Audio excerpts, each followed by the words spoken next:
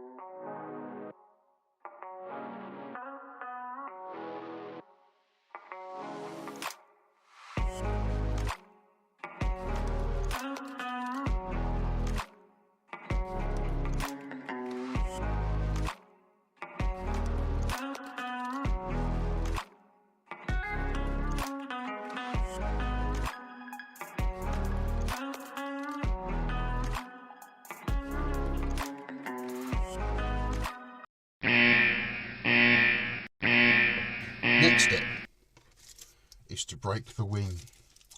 So this is a trick I learnt off a YouTuber I've already mentioned before in a previous video.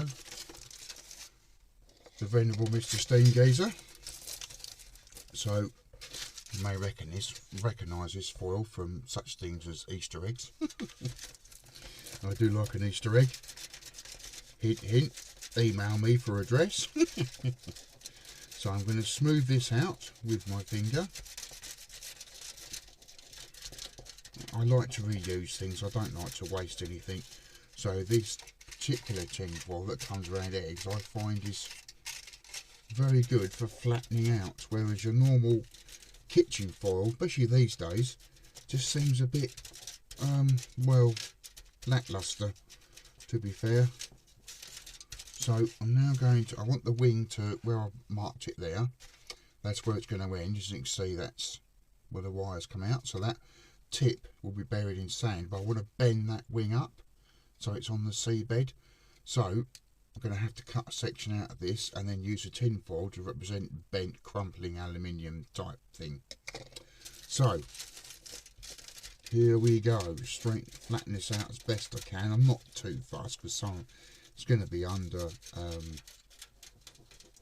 paint and resin and everything else, so it doesn't have to be perfect. Besides, who knows what a plain wing looks like when you're crashing into the sea. I wouldn't think there's many people around who can tell you that.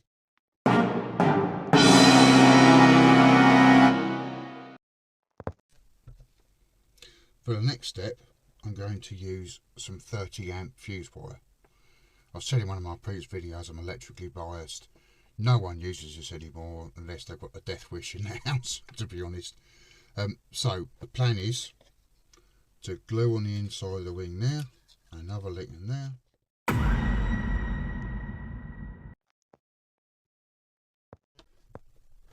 Wildcat's back in the picture. Zero here. I'm just working out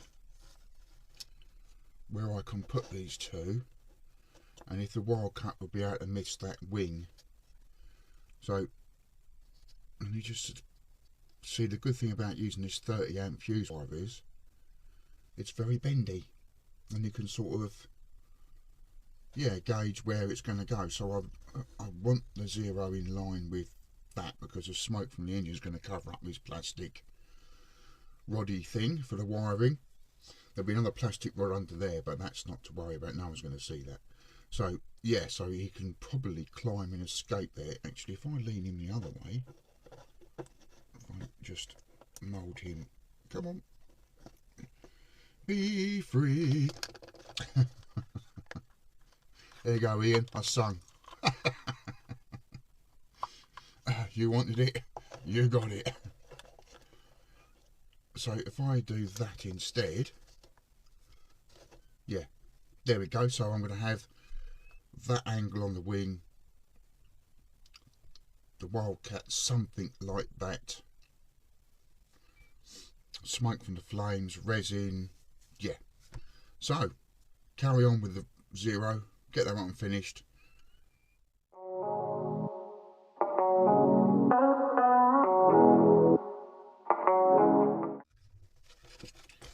Prime the zero, ready for painting. The thing is, I don't like this scheme. I don't know, I just don't like it, and then maybe I shouldn't change the design of it, but I just don't like it.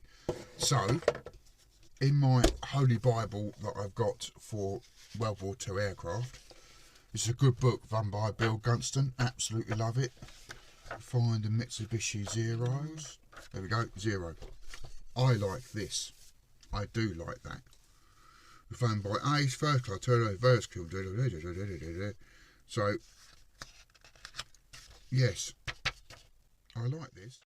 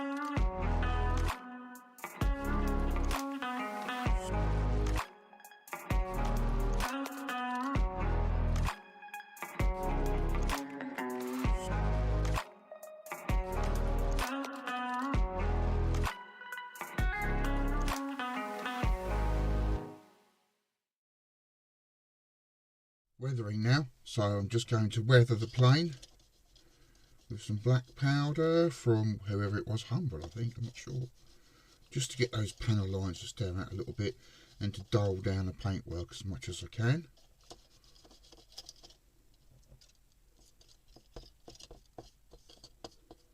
Try not to weather my fingers.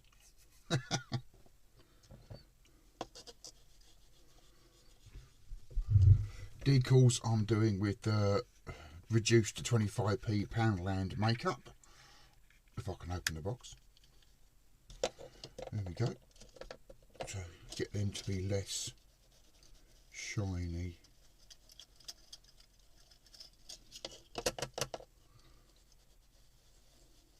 I forgot to mention I've already applied gloss varnish to protect all the paintwork and whatnot whilst I do this. I just want it to look as used and as battle hardened as possible. So that's the black on. Do some of the cockpit areas just to make sure it looks sufficiently burnt. And of course the gun bits, guns. Right, I'm not going to bother putting the cannon in because it's not about the cannon, to be honest, this model. It's more about the two planes in a dogfight type thing, I think, anyway. So yeah, just sort of do that. Now for the white powder, specifically where the exhausts would be.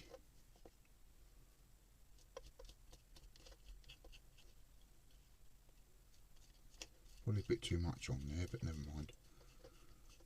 It's only a model. I hope it's going to be a good one. I haven't done the undercarriage either because, again, it's not going to be it's going to be covered up with smoke and everything else. So it's a tiny piece of detail that just doesn't need to be there, I think. There we go, and the same with the gun bits. Again, not too much fuss on them, because it's just not going to be, don't think that detail's going to matter when I've finished doing the smoke and stuff. Let's make sure this wing is suitably darkened, that's all, because this is going to be seen. Let's see, a bit more powder.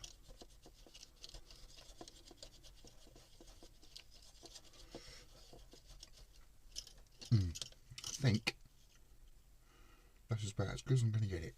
Now I'm going to do a matte varnish and then take off the tape. This plastic rod I got from Amazon, I'll put a link in the description. I don't know if you can see it on the camera, but it's carrying the light of the LEDs. I'm going to form the smoke around this once I've bent it into shape, so that yeah, the smoke stays where it should. So I bent and cut the rod, and now I'm adding the smoke effect using foam and Humbrol poly cement. So all I do is a little dribble onto the plastic and just basically stuff it in there. Just press it in, and because it's all like plasticky, gluey stuff, it'll stay where it's put. And I think that's quite a good effect for smoke. I'll do the rest and then I'll show you at the end. That concludes the Zero build.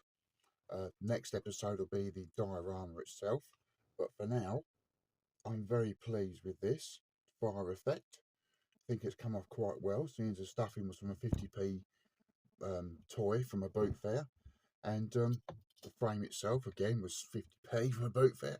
It's amazing what you can do on a very, very tight budget like mine.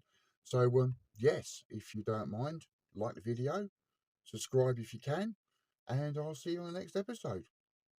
Cheers.